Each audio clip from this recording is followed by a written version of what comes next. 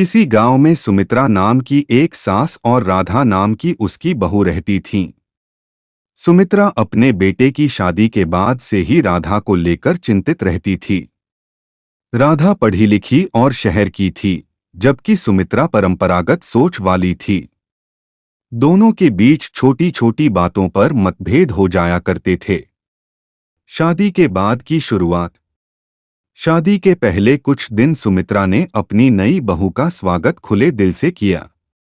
लेकिन जैसे ही राधा ने घर के कामकाज में अपने तरीके से कुछ बदलाव करने की कोशिश की, सुमित्रा को यह बात अखरने लगी।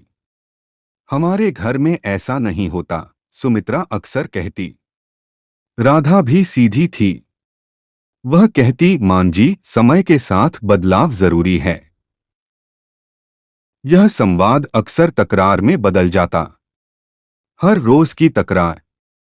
रसोई से लेकर सफाई तक हर चीज पर दोनों के विचार अलग थे। राधा जल्दी जल्दी काम निपटाकर अपना समय पढ़ाई और ऑनलाइन कोर्स में लगाती, जबकि सुमित्रा का मानना था कि बहू को पूरा दिन घर के कामों में ही लगना चाहिए। तुम्हें घर का काम करने में मन क्यों नहीं लगता? सुमित्रा एक दिन गुस्से में बोल पड़ी। मां जी, मैं घर का काम करती हूँ, लेकिन मैं अपने सपनों को भी पूरा करना चाहती हूँ, राधा ने उत्तर दिया। संघर्ष का बिंदु।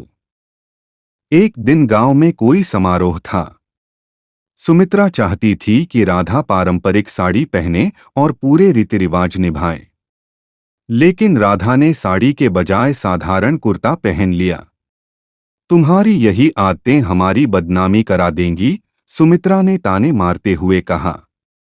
राधा को बुरा लगा, लेकिन उसने चुप रहना ही बेहतर समझा।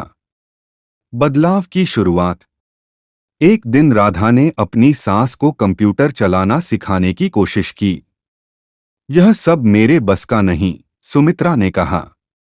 मां जी, एक बार कोशिश कीजिए, आपको अच्छा लगेगा, राधा ने मुस्कुराते हुए कहा।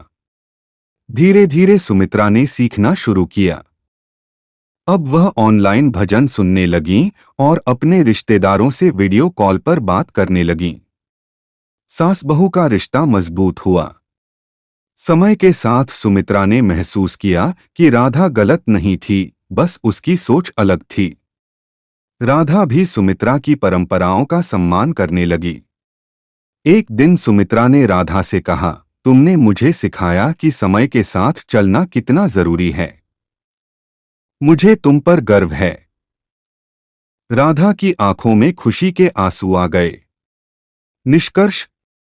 इस कहानी से यह सीख मिलती है कि आपसी समझ और धैर्य से हर रिश्ता मजबूत बनाया जा सकता है।